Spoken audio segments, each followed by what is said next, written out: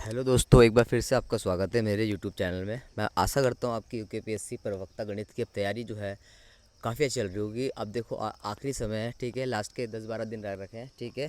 Revision ज़्यादा लगाओ, कुछ नया मत पढ़ो और प्रैक्टिस सेट और मॉक टेस्ट ज़्यादा लगाओ, ठीक है। तो मैं अपनी मॉक टेस्ट सीरीज़ का पार्ट सेकंड का, ठीक है, पेपर सेकंड का थर्ड पार्ट लेकर आया हूँ आज आपके लिए, ठीक है। तो शुरू करते हैं। क्वेश्चन नंबर 101 से 150 तक होंगे। ये पहले दो पार्ट्स में मैंने 1 से 100 क्वेश्चन कराए थे, ठीक है। ठीक है। A linear programming problem is one of that is concern with, ठीक है। लीनियर प्रोग्रामिंग प्रॉब्लम हम करते क्या है, देखो, फाइंडिंग करते हैं ऑप्टिमल फंक्शन। जो भी ऑप्टिमल फंक्शन होता है हम उसे मैक्सिमम या मिनिमम करते हैं, ठीक है। और फोर्स एरर वेरिएबल, ठीक है। तो ऑप्शन नंबर ए जो होगा बिल्कुल इसका सही आंसर होगा, बाकी ऑप्शन आंसर नहीं होंगे, ठीक है। इसके बाद बढ़ते हैं क्वेश्चन नंबर 102 की तरफ। कह रहा है विच of the following is not correct, इनमें से कौन सा डिफरेंस जो है करेक्ट नहीं है, ठीक है। तो अब अ डिवाइडेड डिफरेंस इज लीनियर, ठीक है। देखो, डिवाइडेड डिफरेंस जो है लीनियर नहीं होता, ठीक है। इसकी डिग्री मोर देन 2, 3, 4 कुछ भी हो सकती है, ठीक है। तो ऑप्शन नंबर ए जो होगा बिल्कुल गलत हो जाएगा। तो नॉट करेक्ट ही ढूंढना था, बाकी सारी जो चीज़ हैं वो करेक्ट हैं, ठीक है। तो आप इसको भी नोट्स बनाकर अपने के लिए तैयार कर सकते हैं, ठीक है। तो ऑप्शन नंबर ए ही गलत होगा इसका, ठीक है। नेक्स्ट बढ़ेंगे क्वेश्चन नंबर 103 की तरफ। ये reflection of the point alpha beta gamma. Alpha beta gamma का आपको रिफ्लेक्शन निकालना है in the X Y plane. तो एक्स वाई प्लेन में क्या हो जाएगा, आपका वाई कोऑर्डिनेट मतलब जेड कोऑर्डिनेट नेगेटिव हो जाएगा। तो अल्फा बीटा और माइनस गामा जो होगा वो बिल्कुल सही आंसर होगा, ठीक है। के बाद है क्वेश्चन नंबर 104 क्वेश्चन क्या कह रहा है, the probability of man hitting a target is 1/3, ठीक है। किसी मैन की एक टारगेट को हिट करने की प्रोबेबिलिटी 1/4 होगी। Then the number of times a man must fire to hits a target so that the probability of getting at least 1 is greater than at least 1 जो है टारगेट को हिट्स करने की प्रोबेबिलिटी क्या दे रखी है आपको 2/3 दे रखी, ठीक है। तो ये बर्नौली टाइल्स का बाइनोमियल डिस्ट्रीब्यूशन का फॉर्मूला है, क्वेश्चन है, ठीक है। तो हम क्या करेंगे, क्यू की वैल्यू को ना कितनी हो जाएगी 1 - 1/4, मतलब क्यू की वैल्यू क्या जाएगी 3/4, ठीक है। तो अब आपको एटलीस्ट 1 का केस कराना है फ्रेंड्स। ऐसा ही क्वेश्चन मैंने आपको पहले भी कराया था, ठीक है। तो आप इसे खुद से करना, P1 माइनस नन की जो है प्रोबेबिलिटी को माइनस करके, ठीक है। ये जो रिजल्ट है आपका किससे बड़ा होगा 2/3 से, ठीक है। आप पिछले वीडियो में देखना, मैंने सेम इस तरह का क्वेश्चन आपको करवा रखा है। तो ये सवाल आप खुद से करेंगे और आंसर ना आप कमेंट्स बॉक्स में दीजिए, ठीक है। बहुत कम आंसर आते हैं कमेंट्स बॉक्स में, तो कृपया आंसर दें, ठीक है। नेक्स्ट क्वेश्चन देंगे, क्वेश्चन नंबर 105। ये कह रहा है the first 2 steps of the fourth order Runge Kutta method use, ठीक है। जो फर्स्ट 2 मेथड्स होते हैं ना फोर्थ ऑर्डर रंगे मेथड के, उसके क्या बोलते हैं, फॉरवर्ड यूलर मेथड्स बोलते हैं, ठीक है। बहुत इंपॉर्टेंट है फर्स्ट 2 मेथड्स, फर्स्ट 2 स्टेप्स, ठीक है।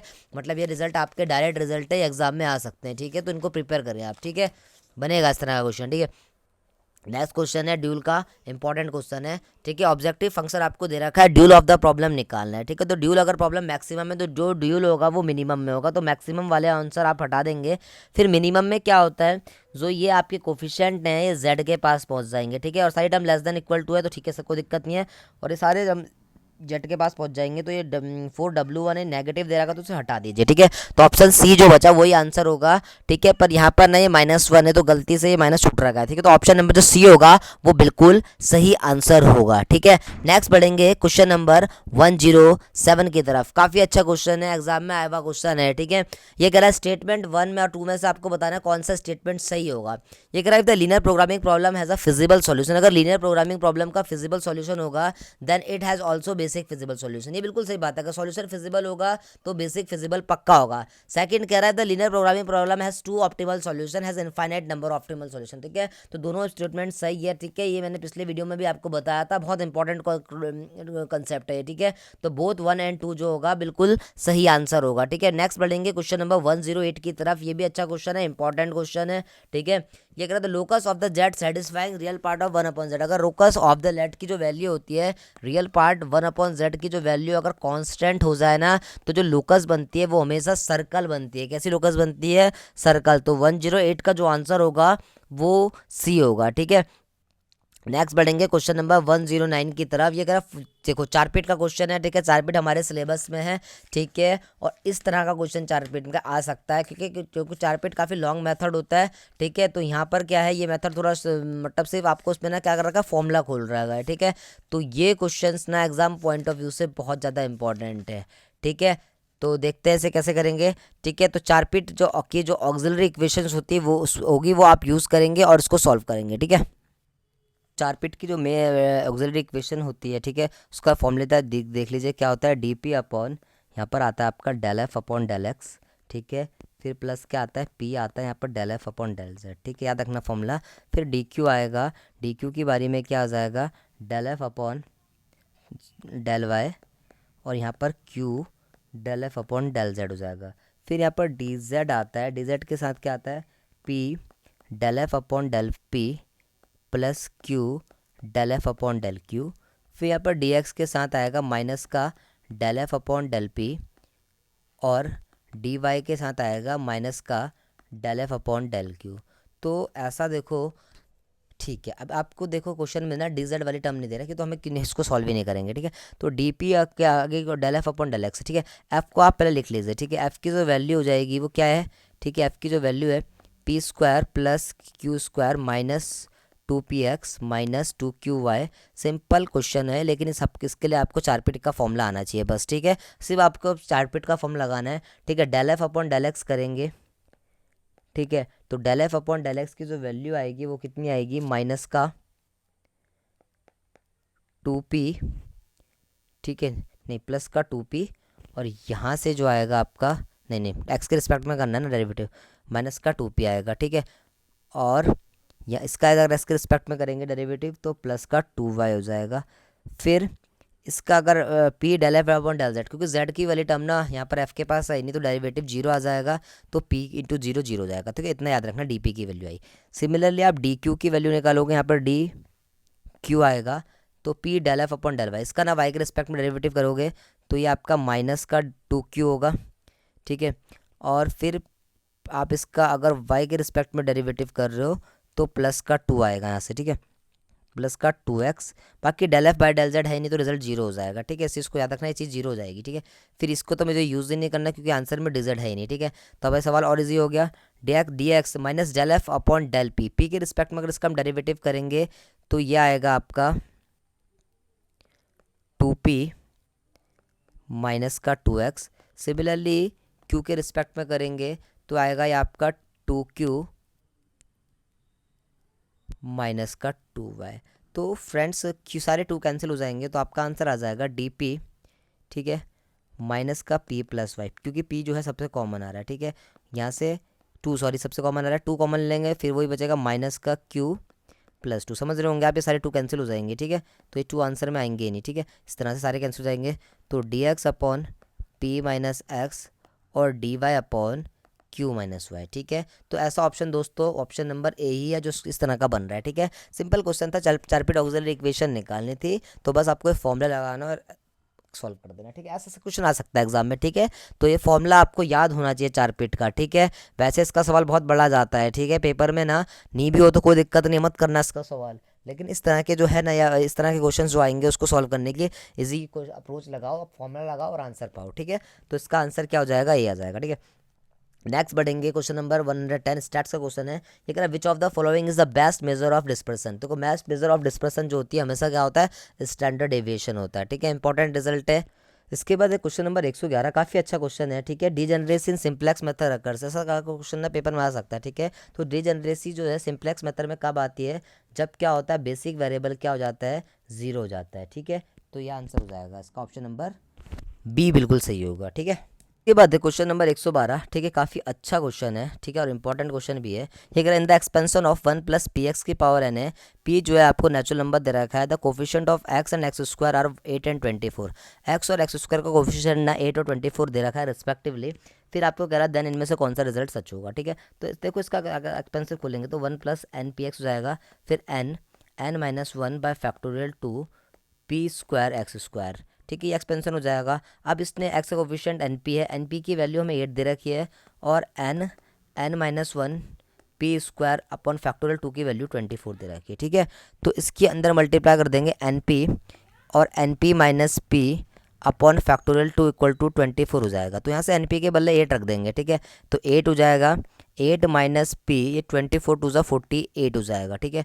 8 8 या 64 हो जाएगा, माइनस 8 पी इजिकल्स टू 48, यहाँ से 64 माइनस 48 इजिकल्स टू 8 पी हो जाएगा।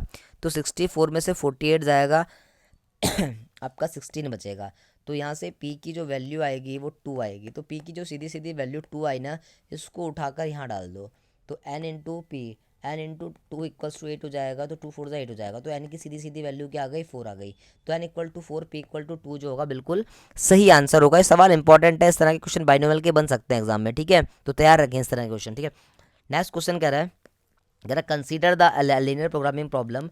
आपको एलपीपी दे रखी है, जेड की जो वैल्यू है ना दोस्तों वो 2x प्लस 5y दे रखी है, फिर कंडीशन दे रखी है x plus Y less than 24, जो कंस्टेंट दे रखे हैं 3x plus Y less then 21, ठीक है, और x प्लस वाई की जो वैल्यू है Z X plus four Y है, ठीक है, पहला कंस्टेंट x प्लस 4y है, ठीक है, और x प्लस वाई जो है लेस देन 9 है, ठीक है।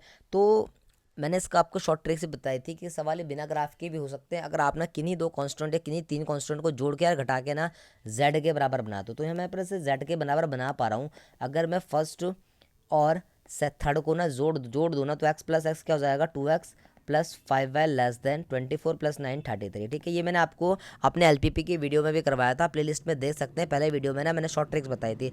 ये z के बराबर तो है, इसका मतलब z में की जो मैक्सिमम से मैक्सिमम वैल्यू आ सकती है वो 33 आ सकती है, ठीक है। तो ऑप्शन नंबर जो है ए आ जाएगा। लेकिन ये शॉर्टकट तभी लग सकता है या तो इनइक्वलिटी लेस देन टाइप्स की हो या सारी इक्वलिटी ग्रेटर देन टाइप्स की हो, ठीक है, तभी आप ये शॉर्टकट लगा सकते हैं, ठीक है। तो ऑप्शन नंबर ए आंसर होगा। आपको कोई ग्राफ बनाने की जरूरत नहीं है, ठीक है, बस इस ट्रिक्स को ध्यान से रखना। अगर पेपर में ऐसा बन गया ना तो आपका समय बच जाएगा, कोई ग्राफ बनाने की जरूरत नहीं पड़ेगी, ठीक है। नेक्स्ट देखेंगे क्वेश्चन नंबर 114 करा है, विच of the following is PD is linear. इनमें से कौन सी जो पीडी जो है वो लीनियर है। पीडी लीनियर का मतलब क्या है, या तो आपकी जो ये वेरिएबल्स की पावर होगी इनकी डिग्री 1 होगी, ठीक है, तो यहाँ पर डिग्री जो है 2 है, तो ऑप्शन नंबर ये गलत हो जाएगा। पी इंटू क्यू भी नहीं होना, जैसे डिपेंडेंट वेरिएबल आपस में मल्टीप्लाई नहीं होने चाहिए, ठीक है, तो ये भी आपका गलत हो जाएगा, ठीक है। पी का मतलब क्या होता है, del Z by del X होता है, क्यू का मतलब क्या होता है, del Z by del Y. जैसे ये इस तरह का मल्टीप्लाई में होता है तो लीनियर की कैटेगरी में नहीं आता। ऑप्शन नंबर 4 में भी देखो मल्टीप्लाई हो रहा है, इसलिए ऑप्शन नंबर सी भी जो है बिल्कुल गलत होगा, और ऑप्शन नंबर बी भी गलत होगा क्योंकि पी इंटू क्यू हो रखा है, ठीक है। तो ऑप्शन नंबर डी ही बिल्कुल सही होगा, क्योंकि ऑप्शन नंबर डी जो है ये del Z upon del X है, ठीक है। तो जो इसकी हाईएस्ट पावर है डिग्री आ रही है वो 1 आ रही है, ठीक है। तो इस तरह से डिग्री जो आएगा वो लीनियर होगा, ठीक है। तो एक दूसरे के मल्टीपल्स नहीं होने चाहिए, ठीक है, अगर एक दूसरे के मल्टीपल्स हो जाएंगे तो ये लीनियर की कैटेगरी में नहीं आएगा, ठीक है। तो इस तरह से इसका आंसर जो होगा ऑप्शन नंबर डी होगा, ठीक है। ऑप्शन नंबर ए और डी में बहुत फर्क है। डेल टू देख लेना, del two by del Z का स्क्वायर है, जबकि पी का स्क्वायर है, मतलब ऐसे del Z by del X का होल स्क्वायर है, ठीक है। दोनों में बहुत फर्क है, इसलिए लीनियर आया, ठीक है, क्योंकि इसकी हाईएस्ट डिग्री 1 आ जाएगी, ठीक है। तो ऑप्शन नंबर डी इज बिल्कुल सही आंसर होगा। देख लेना, अच्छा इंपॉर्टेंट है, यूके इंपॉर्टेंट क्वेश्चन है, यूके पीएससी 2018 के लेक्चरर में आया था ये क्वेश्चन, ठीक है। इसके बाद बढ़ेंगे नेक्स्ट क्वेश्चन की तरफ, ठीक है। क्वेश्चन नंबर 115 क्या कह रहा है, in solving a non homogeneous linear equation X equals to B, Gauss elimination method को किस में कन्वर्ट करते हैं। ये बहुत इंपॉर्टेंट क्वेश्चन है। गॉस एलिमिनेशन मेथड इस तरह का क्वेश्चन बन सकता है, अपर ट्रायंगुलर मैट्रिक्स में करते हैं, ठीक है, शायद मैंने पहले भी करवाया था आपको क्वेश्चन, ठीक है। तो 115 का जो आंसर होगा वो सी होगा। नेक्स्ट बढ़ेंगे क्वेश्चन नंबर 116 में है, a bag contain 5 red and 3 balls, ठीक है, एक बैग में 5 रेड और 3 ब्लू बेल्स है। If 3 balls are drawn at random, अगर 3 बॉल्स को रैंडमली निकाला जाए विदाउट रिप्लेसमेंट, देन क्या probability of exactly 1 ball is red. क्या प्रोबेबिलिटी होगी कि एग्जैक्टली 1 बॉल्स जो होंगी वो रेड होंगी, ठीक है। सिंपल क्वेश्चन है ये, प्रोबेबिलिटी का आप कर सकते हैं जैसे सिंपली, ठीक है। तो मैं चाहता हूँ कि आप खुद से भी करें क्वेश्चन, ठीक है, सॉल्यूशन देख के ना सॉल्यूशन करें, खुद से क्वेश्चन करें, कमेंट बॉक्स में डालो, नहीं आएगा तो मुझे बताना, ठीक है। मेरे व्हाट्सएप ग्रुप में आप जुड़ सकते हैं, नंबर जो है 8077947269। अगर आपको कोई सवाल नहीं आता तो आप इस ग्रुप में भी कमेंट्स कर सकते हैं, ठीक है। तो इसको आप सेल्फ से खुद से करना और मुझे आंसर ना कमेंट्स बॉक्स में डालना, ठीक है। नेक्स्ट बढ़ेंगे क्वेश्चन नंबर 117 की तरफ। ये कह रहा है linear combination of solution of ordinary differential equation is also solution if the differential equation. देखो दो डिफरेंशियल इक्वेशन का ना जो सॉल्यूशन को जो लीनियर कॉम्बिनेशन होता है वो भी एक सॉल्यूशन होता है, लेकिन इसके लिए इक्वेशन को एक तो लीनियर होना चाहिए, दूसरा क्या होना चाहिए, होमोजीनियस होना चाहिए। इस तरह से थ्योरी वाले क्वेश्चन भी ना इंपॉर्टेंट है, ठीक है। तो जितने मैं आपको मॉक टेस्ट में सवाल करवा रहा हूँ सारे इंपॉर्टेंट है, इसे सीरियसली देना, ठीक है, इंपॉर्टेंट है एग्जाम पॉइंट ऑफ व्यू से सारे क्वेश्चन। नेक्स्ट क्वेश्चन है question number 118, if E and A dash जो है इसेंट्रिसिटी है हाइपरबोला की, अगर ई और ए डैश जो है ऐसे हाइपरबोला की इसेंट्रिसिटी है कॉन्जुगेट हाइपरबोला की, तो कौन सा रिजल्ट इसमें सच होगा। तो ऑप्शन नंबर बी जो होगा सच होगा। ये इंपॉर्टेंट रिजल्ट है, उत्तराखंड प्रवक्ता के sorry ESO economics and statistical officer के पेपर में आया था, ठीक है, प्रीवियस ईयर का क्वेश्चन का पेपर है। तो ऑप्शन नंबर बी जो होता है इसका बिल्कुल सही आंसर होता है, डायरेक्ट रिजल्ट होता है ये, ठीक है। नंबर 119 है, ये पर्टिकुलर इंटीग्रल पूछ रहा है डिफरेंशियल इक्वेशन का, ठीक है, अच्छा क्वेश्चन है ये भी एग्जाम पॉइंट ऑफ व्यू से, ठीक है। तो इस पर ये जो फॉर्मूला बन रहा है नीचे ना 1/d-2 का होल स्क्वायर बन रहा है, सीधा सीधा ये फॉर्मूला, ठीक है। और यहाँ पर X E to the power 2x, तो हम ये वाला केस कर देंगे, ये अपनी पावर ना ऐड करके साइड निकल जाता है चुपके से, आपको पता है मैंने करवा रखा है पहले भी। t+2 - 2 e2, यहाँ पर बचेगा आपका x बचेगा, और नीचे जो हो जाएगा स्क्वायर रहेगा, तो यहाँ से 2 से 2 कैंसिल हो जाएगा, नीचे बचेगा e की पावर 2x 1/d²। अब नीचे d का मतलब क्या होता है, इंट्रीगल होता है 2 बार, तो इसका 2 बार इंट्रीगल आप करोगे ना, तो एक बार जैसे आप इसका इंट्रीगल करोगे तो x³/3 हो जाएगा, ठीक है। एक और बार अगर आप इसका इंट्रीगेशन करोगे तो x⁴/12 हो जाएगा, ठीक है। एक मिनट, कहीं मिस्टेक हो गई क्या, ठीक है। ये एक्स था ना, तो x²/2 एक सिंगल इंटरवल से 2 बार कर दिया ना मैंने, एक्स था ये, ठीक है। तो ये इसको हटा दीजिए, ये ऐसा हो जाएगा e⁴ एक बार इंटीग्रेशन करेंगे x²/2 हो जाएगा, दूसरी बार करेंगे तो e⁴x³/6 हो जाएगा। तो ऑप्शन नंबर डी जो होगा फ्रेंड्स बिल्कुल सही आंसर होगा। नेक्स्ट क्वेश्चन देखते हैं, कह रहा था differential equation of two solution of non homogeneous equation, the difference of two solution बोल रहा है ऑफ नॉन होमोजेनियस इक्वेशंस, जो होती है डिफरेंशियल इक्वेशन की, सॉल्यूशन ऑफ होमोजेनियस इक्वेशन है, बिल्कुल सही स्टेटमेंट है, ठीक है। तो स्टेटमेंट जो होता है ऑलवेज ट्रू होता है। Difference of two solution of non homogeneous and order की जो ऑर्डिनरी डिफरेंशियल इक्वेशन होती है वो होमोजेनियस इक्वेशन का भी सॉल्यूशन होता है, ठीक है। तो ऐसे क्वेश्चन बन सकते हैं, थ्योरी बेस्ड होते हैं, ठीक है। क्वेश्चन नंबर 121, मैं इस क्वेश्चन को आपको घर से करने को दूंगा, मतलब होमवर्क दूंगा, ठीक है, क्योंकि सिंपल क्वेश्चन है। डेल और ई की प्रॉपर्टी लगानी है, आपको पता है डेल की जो वैल्यू होती है वो e-1 होती है, तो e-1 का होल स्क्वायर अपॉन ई हो जाएगा sin x। इसके बाद आप इसका फॉर्मूला खोल देना, e² + 1 - 2e, और इसके बाद इसका एलसीएम ब्रेक करके ना ई की प्रॉपर्टी लगा देना कि ई की पावर fx क्या होता है, ई की पावर पी ना अपनी पावर को आगे जोड़ देता है, fx + h हो जाएगा, ठीक है। तो आप इस क्वेश्चन को ना कमेंट्स बॉक्स में आंसर जरूर देना, अच्छा क्वेश्चन है एग्जाम पॉइंट ऑफ व्यू से, ठीक है। इसके बाद बढ़ेंगे नेक्स्ट क्वेश्चन की तरफ। क्वेश्चन नंबर 122 है, ये देखो करेक्टरिस्टिक कर्व की जो इक्वेशन है ये भी इंपॉर्टेंट है पार्शियल डिफरेंशियल इक्वेशन के, इसके सवाल भी एग्जाम में बनेंगे ही बनेंगे, ठीक है। पिछली बार भी आया था, इस साल भी बनेगा, हमेशा बनेगा, ठीक है। तो एक रहा था डिफरेंशियल इक्वेशन आपको बतानी, इलेक्ट्रिक है, पैराबोलिक है, हाइपरबोलिक है, ठीक है। तो इसके बाद आप याद रखना, अगर इक्वेशन इस प्रकार से हो, del²u/del x², इसको हम p बोलते हैं, del²u/del x/del y, इसको q बोलते हैं, और इसको r बोलते हैं, ठीक है, ठीक है। सिर्फ इन तीनों पर ध्यान देते हैं हम, ठीक है। यू एक्स का जो कोफिशिएंट होता है डबल डेरिवेटिव में, उसको p बोलते हैं, याद रखना। del x del y को q बोलते हैं, उसको y बोलते हैं।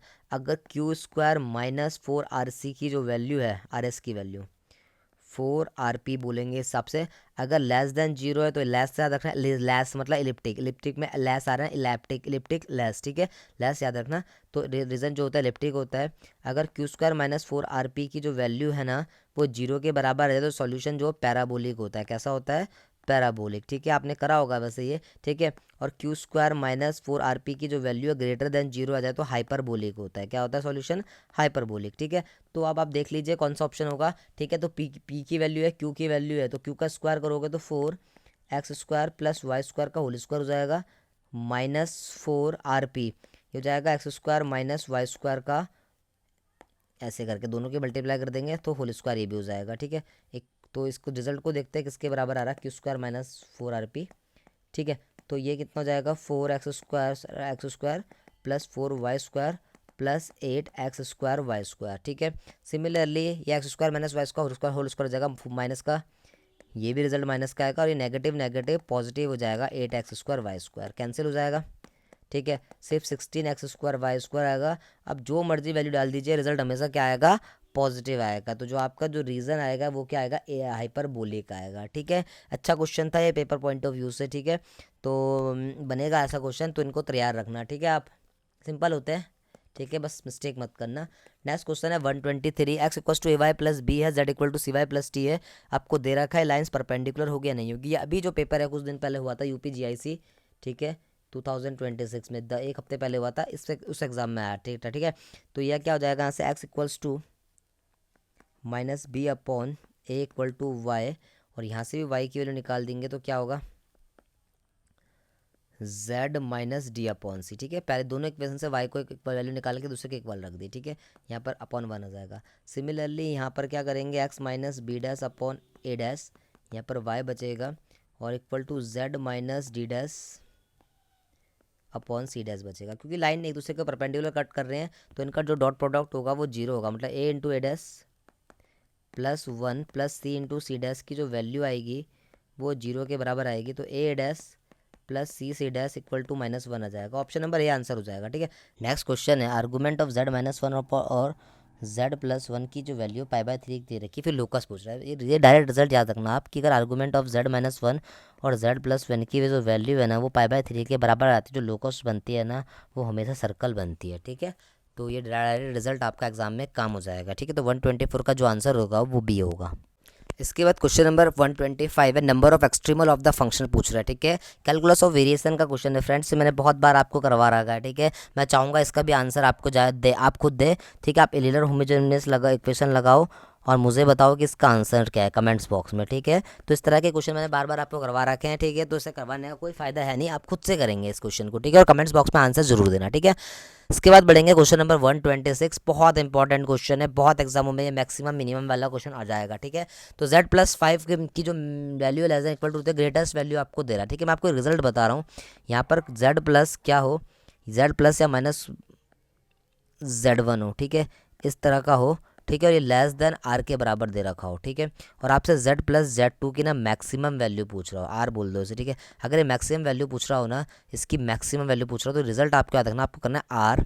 ठीक है, और यहाँ पर प्लस करना है, आर को साथ प्लस करना है। ठीक है, आर के साथ प्लस करना है, याद रखना z2 -z1 के मॉडुलस को।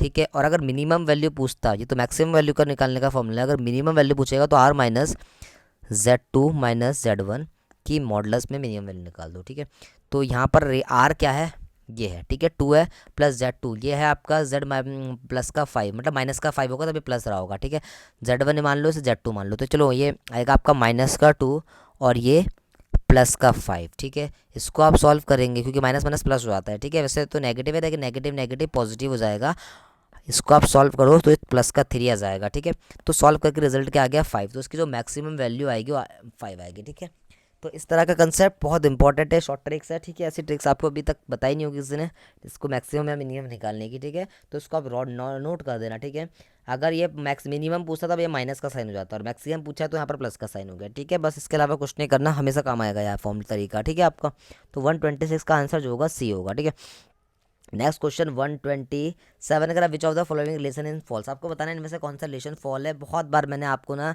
एन का इस तरह के रिलेशन बता रखे हैं। ई की जो वैल्यू होती है 1 + डेल होती है, ई इनवर्स की वैल्यू जो होती है 1 - बैकवर्ड ऑपरेटर होती है। तो आपको बताना है इनमें से कौन सा स्टेटमेंट फॉल्स होगा। ठीक है, और कमेंट्स बॉक्स पर आंसर पक्का देना। ठीक है, इसके बाद देखिएगा क्वेश्चन नंबर 128 है, ये कह रहा है number of solution z² plus mod z का स्क्वायर, आपको इसके नंबर ऑफ सॉल्यूशन बताने हैं। ठीक है, z की जो वैल्यू होती है x + i y रख देंगे, तो x + i y का स्क्वायर हो जाएगा, प्लस ये आपका मॉडुलस ऑफ z का स्क्वायर क्या हो जाएगा, x² प्लस y का स्क्वायर इक्वल टू 0। तो फ्रेंड्स यहाँ पर a + a - b को स्क्वायर खोल दो, x² - y² plus 2 i xy plus x² plus y², यहाँ से फ्रेंड्स y² से y² कैंसिल हो जाएगा। ठीक है, तो यहाँ से 2x² plus 2 i xy equals to 0 plus 0 i आएगा। तो आप जब कंपेयर करोगे तो 2x² की जो वैल्यू आएगी वो 0 आएगी, और 2xy की जो वैल्यू आएगी 0 आएगी। ठीक है, तो यहाँ से मैं जो रिजल्ट बना सकता हूँ, ठीक है, यहाँ से मैं रिजल्ट बना सकता हूँ कि x की जो वैल्यू है 0 आ गई। तो जैसे ही x की वैल्यू 0 आएगी तो मैं यहाँ से y निकाल ही नहीं पाऊंगा। ठीक है,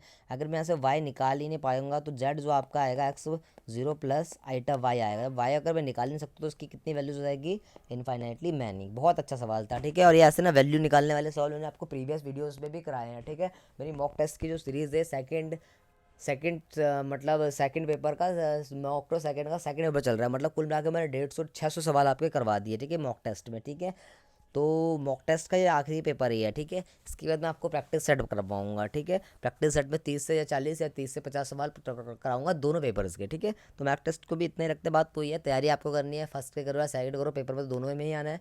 तो मॉक टेस्ट फर्स्ट और सेकंड के आप कंबाइन आएंगे, प्रैक्टिस सेट 50-50 क्वेश्चन के। ठीक है, नेक्स्ट क्वेश्चन है, कह रहा है 129, कह रहा है कंसीडर द फॉलोइंग स्टेटमेंट, आपको बताना है इनमें से कौन से स्टेटमेंट सच है। कह रहा है mean is independent of change in scale and change in origin, कह रहा है मीन जो है इंडिपेंडेंट होता है change in scale and change in origin से, बिल्कुल गलत बात है, उसका उल्टा होता है, जिससे डिपेंड होता है स्केल और ओरिजिन के। ठीक है, जैसे जैसे स्केल बढ़ाओगे वैसे जैसे मल्टीप्लाई करोगे किसी भी टर्म को तो मीन भी बदलता है, वैसे ऐड या सब्ट्रैक्ट करोगे तो मीन चेंज होता है। ठीक है, तो ऑप्शन नंबर 1 भी गलत होगा और बी भी गलत है, क्योंकि कह रहा है variance is independent of change in scale, नहीं देखिए जितना भी आप मल्टीप्लाई करोगे तो वेरियंस उतने स्क्वायर टाइम्स मल्टीप्लाई होता है। ठीक है, तो ऑप्शन ए भी गलत है और बी भी गलत है, ठीक है। तो नाइदर 1 और नॉट 2 जो होगा बिल्कुल सही आंसर होगा, ठीक है। 130 है, dy बाई डी एक्स की वैल्यू आपको x प्लस वाई दे रखी है, y जीरो पे जो वैल्यू है 1 आपको फर्स्ट अप्रॉक्सीमेट पूछ रहा है, ठीक है, और पिकट्स रूल का, ठीक है। तो फर्स्ट अप्रॉक्सीमेट आप कैसे निकालेंगे, देखो वाई एन प्लस 1 का जो फॉर्मूला होता है वाई एन, ठीक है, प्लस, ठीक है, जीरो से एक्स नॉट से लेकर लिमिट जाती है, ठीक है,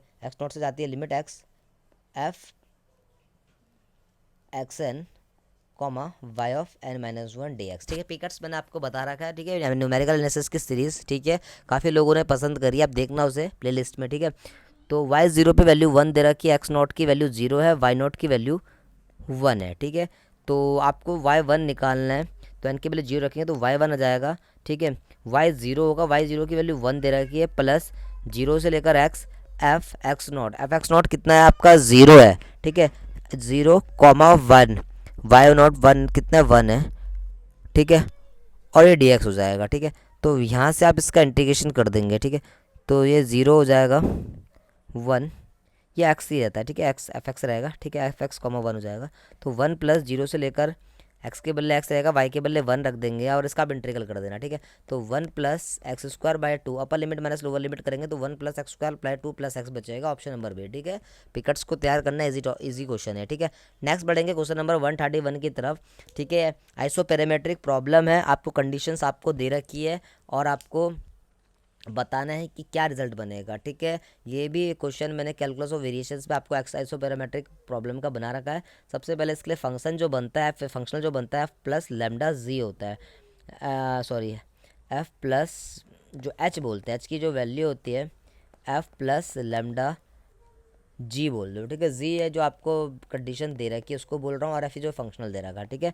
एच कितना जाएगा आपका Y dash square plus lambda G जो होगा आपका ये कंडीशन होगी, ठीक है, जो इंटीग्रल वाली कंडीशन होती है, ठीक है, वाई लेमडा वाई, ठीक है। अब आपको एलर होमोजीनियस लगानी है इस पर, del H by del Y minus D by D X del H by del Y dash equal to 0। Simple सवाल है, आप कंडीशन लगाओ, 3 कंडीशन आपको दे रखी है, आप बताओगे कि फिगर कैसी बन रही है, ठीक है। इसका भी आंसर आप कमेंट्स बॉक्स में देना, क्योंकि ऐसे मैंने बतेरे क्वेश्चन आपको पहले भी करवा रखे हैं, ठीक है, आप कर दोगे इजीली, ठीक है। नहीं होगा तो मैं फिर से अपना व्हाट्सअप नंबर दे रहा हूँ, आप मुझे इस पर कमेंट्स कर देना, मैसेज कर देना 8077947269 में, वहाँ पर आपको आंसर बता दूंगा वैसे, लेकिन आपका सॉल्व होना चाहिए, ठीक है। बतेरे क्वेश्चन आपको मैंने वीडियोस में करवा रखे हैं अगर आप मेरी वीडियो रेगुलर देखते हैं, ठीक है। नेक्स्ट क्वेश्चन 132 इंपॉर्टेंट है एग्जाम पॉइंट ऑफ व्यू से, बेसिक टर्म का आप क्वेश्चन देखो, मान के चलो कि एग्जाम में इसको आना ही आना है, ठीक है। तो आपको एक्स दे रखा है, ये वाई दे रखा है, यह 0 1 2 3 4, ये वाई की दे रखी 1 3 9, इसको मैंने अल्फ़ा बोल दिया मिसिंग टर्म को, और इसे 81, ठीक है। वाई बोल दो या एफ एक्स बोल दो, बात एक ही होती है। यहाँ से हम इसका निकालेंगे डेल एफ एक्स, ठीक है। तो 3 में से 1 जाएगा 2, 9 में से 3 जाएगा 6, अल्फ़ा में से 9 जाएगा, अल्फ़ा माइनस 9, और ये आपका 81 माइनस अल्फ़ा हो जाएगा, ठीक है। फिर डेल स्क्वायर एफ एक्स निकालोगे आप, 6 में से 2 जाएगा 4, ठीक है। फिर अल्फ़ा माइनस 15 बचेगा, और ये 81 माइनस 9, 81 प्लस 9, ये 90 बच जाएगा, ठीक है, और माइनस का 2 अल्फ़ा, ठीक है। फिर इसको एक और बार माइनस करोगे, यहाँ पर दोस्तों क्या आएगा, del cube by F X आएगा, डेल क्यूब एफ एक्स आएगा, अल्फ़ा माइनस 19 आएगा, ये 90 प्लस 15 105 माइनस 3 अल्फ़ा बनेगा, ठीक है, 105 माइनस 3 अल्फ़ा, ठीक है, देख लेना, सिंपल है। फिर डेल 4 5 एफ एक्स, ठीक है, देखना वो 105 माइनस 3 अल्फ़ा ये रिजल्ट, ठीक है, 105 माइनस 3 अल्फ़ा, जैसे इसे माइनस करोगे तो ये 105 प्लस 19 124 माइनस 4 अल्फ़ा बनेगा, ठीक है। तो जो मिसिंग टर्म्स होती है, जो हाईएस्ट टर्म्स आती है ना, इसको आपको 0 के बराबर रख देना, 124 माइनस 4 अल्फ़ा 0, जो लास्ट पे जो आएगा ना इसको 0 में रख देना, ऐसे ही मिसिंग टर्म्स निकलती है, ठीक है।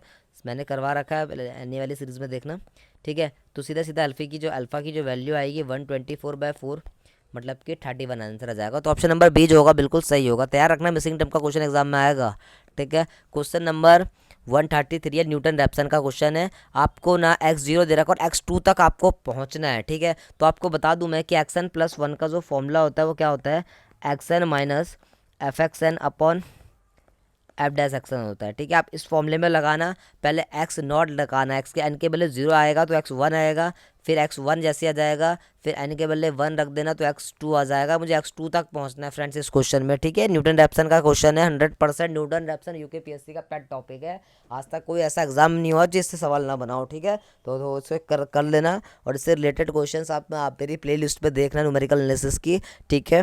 तो अच्छा क्वेश्चंस बन करवा रखे हैं मैंने न्यूटन रैप्सन के, तो इससे बनेगा ही बनेगा सवाल, ठीक है। तो इसका आंसर भी दोस्तों कमेंट्स बॉक्स में ज़रूर देना, ठीक है। आप कमेंट्स बॉक्स में आंसर दोगे देख तो ही मैं अब नेक्स्ट वीडियो आपकी प्रैक्टिस सेट की भी करवाऊंगा, ठीक है। अदरवाइज़ मैं भी नहीं कराऊंगा वीडियो, बहुत देर इतना मैंने पढ़ा दिया आपको, ठीक है। अगर मुझे रिस्पॉन्स नहीं मिलेगा तो मैं सच में इसके बाद नहीं बनाऊंगा प्रैक्टिस सेट के लिए वीडियो भी, ठीक है।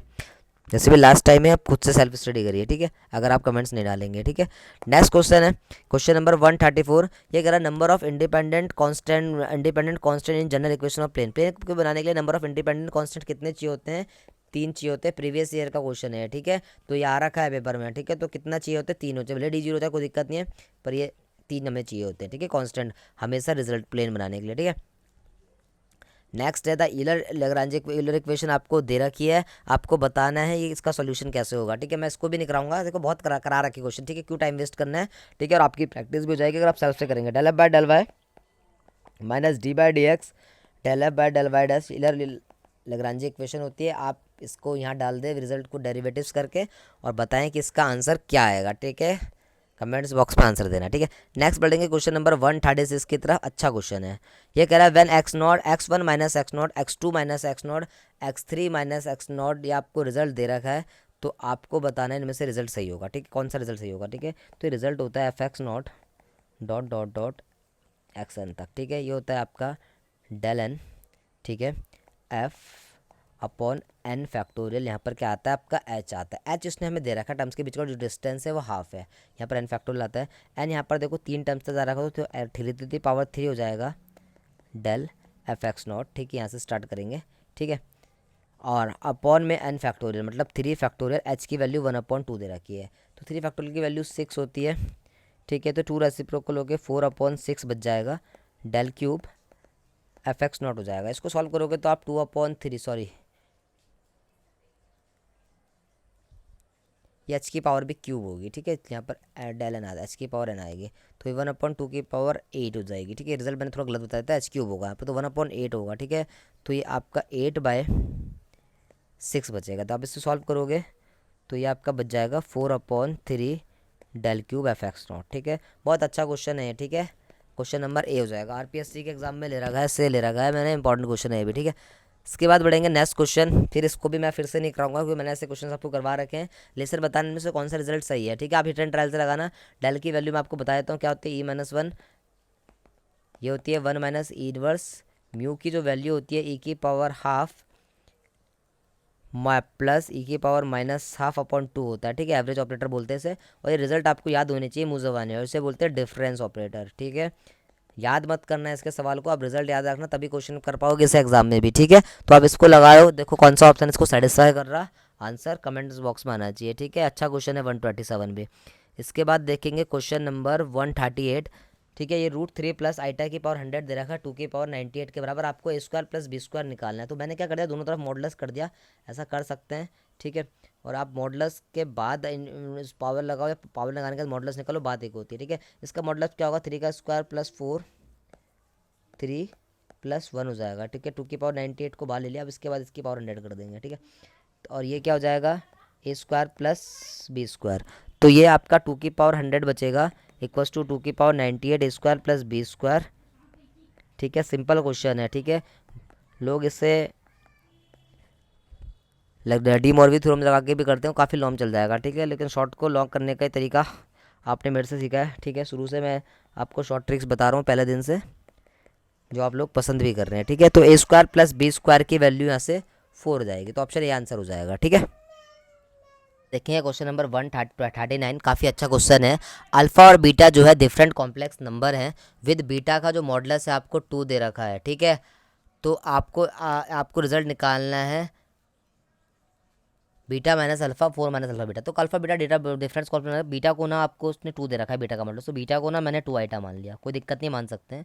और डिफरेंट कॉल्पनेस नंबर है तो अल्फा को ना मैंने आइटा मान लिया, कोई दिक्कत ही नहीं है, ठीक है। तो मुझे निकालने result beta minus alpha 4 minus alpha बार बीटा, ठीक है। सिंपल, आप इस पर हिट एंड ट्रायल अप्लाओ और आंसर पाओ, ठीक है। बीटा की वैल्यू 2 आइटा है, 2 iota minus iota 4 minus alpha bar का कॉन्जुगेट होगा माइनस आइटा, तो ये प्लस हो जाएगा।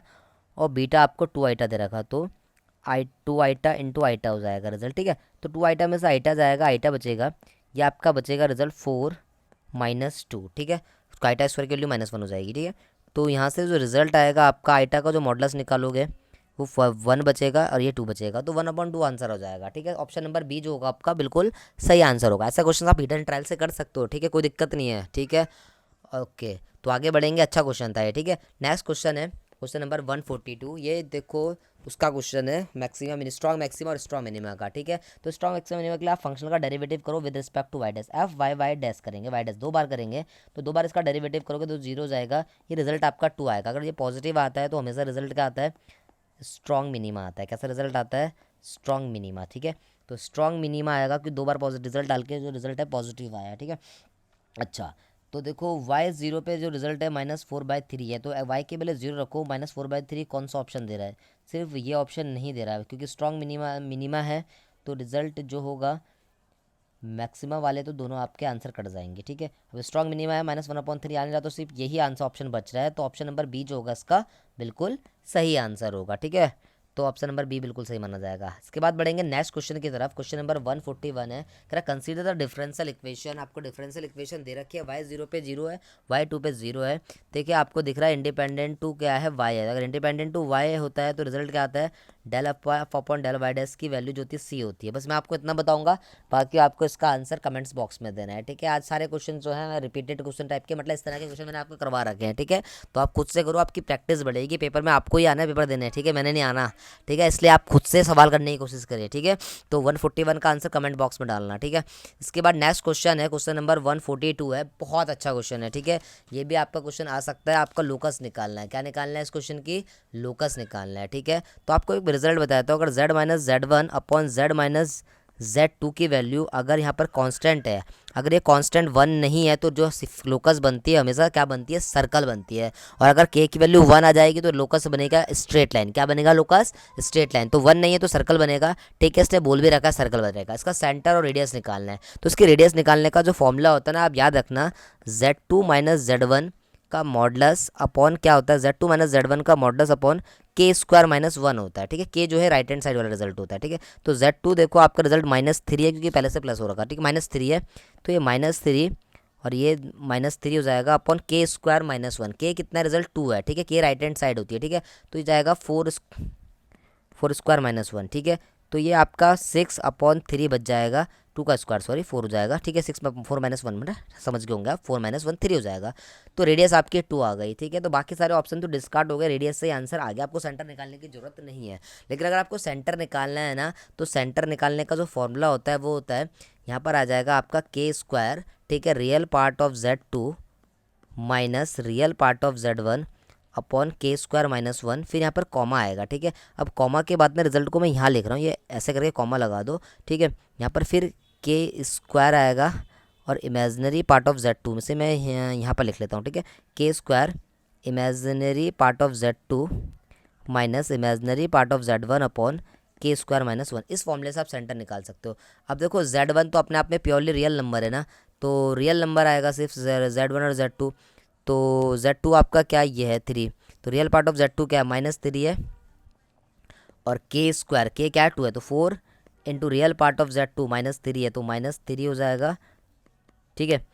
फिर minus real part of z1, तो रियल पार्ट ऑफ z1 कितना है, रियल पार्ट ऑफ z1 है आपका 3, तो ये माइनस का 3 हो जाएगा, और k स्क्वायर -1 मतलब कि 4 -1। अब इमेजिनरी पार्ट तो आपका z1 और z2 पे है नहीं, तो रिजल्ट पे अपने आप ही 0 हो जाएगा, ठीक है, कुछ करने की जरूरत ही नहीं है। तो रिजल्ट क्या आएगा 15/3 तो सॉल्व करोगे माइनस का 5,0 तो सेंटर दोस्तों क्या आ जाएगा -5,0। तो ऑप्शन नंबर बी सही होगा, ठीक है। तो रेदर देन कि हम इतनी बड़ी अप्रोच लगाए कि इसको राइट हैंड साइड ले जाए, फिर मॉडल्स निकाले, फिर फॉर्मूला खोद ले, तो बहुत लंबा हो जाएगा, ठीक है। आप इस ट्रिक्स को ना नोट्स कर लीजिए, एग्जाम में आप इसी तरीके से करोगे तो आपका समय बच जाएगा काफ़ी, ठीक है। इस पर तो रेडियस से ही काम बन जा रहा है, ठीक है, क्योंकि रेडियस से ही आपका आंसर पता चल जा रहा था, ठीक है। तो ऑप्शन नंबर बी जो होगा सही होगा, ठीक है।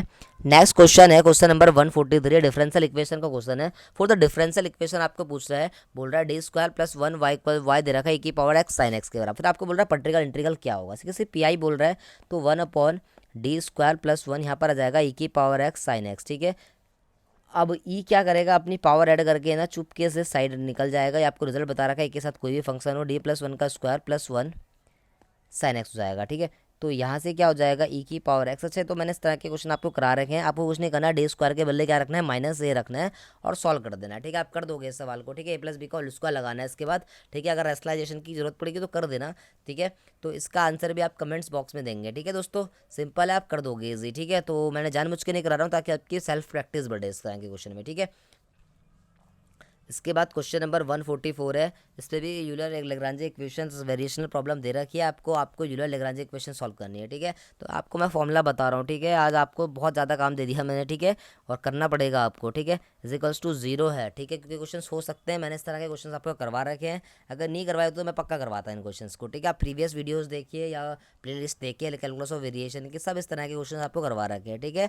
तो आप इसका भी आंसर कमेंट्स बॉक्स में देंगे, और सारे एग्जाम में आए हुए क्वेश्चन है आरपीएससी जहाँ जहाँ आपका आते हैं इस तरह के क्वेश्चन ना, वहाँ से मैंने निकाल रखे हैं, ठीक है, अच्छे एग्जामों से, ठीक है।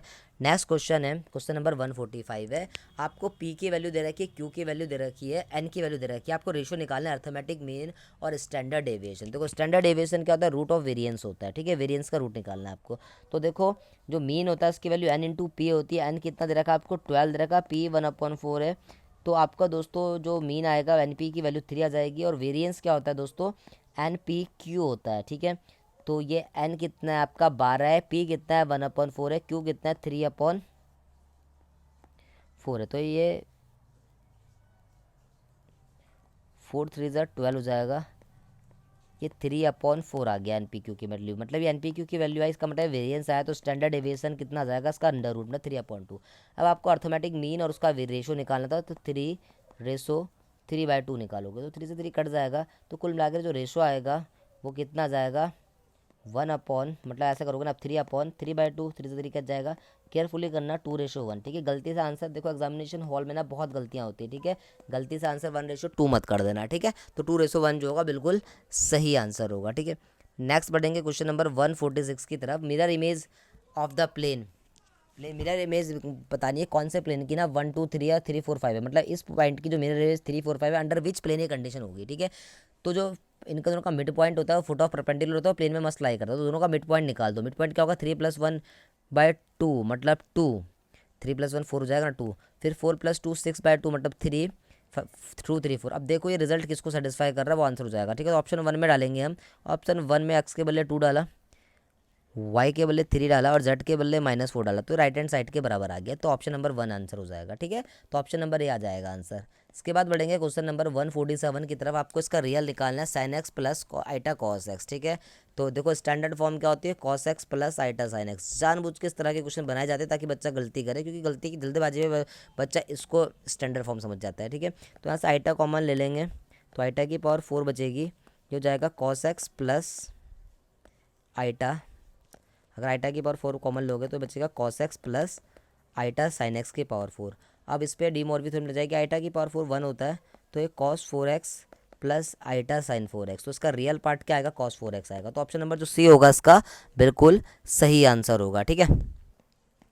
इसके बाद बढ़ेंगे क्वेश्चन नंबर 148 की। ये कह रहा है जो न्यूटन रेप्सन की जो कन्वर्जेंस की जो कंडीशन होती है वो क्या होती है अल्फा की, जब f'(a/f"(a) जो है <1 होता है। तो ऑप्शन नंबर बी जो होगा बिल्कुल सही आंसर होगा, ठीक है।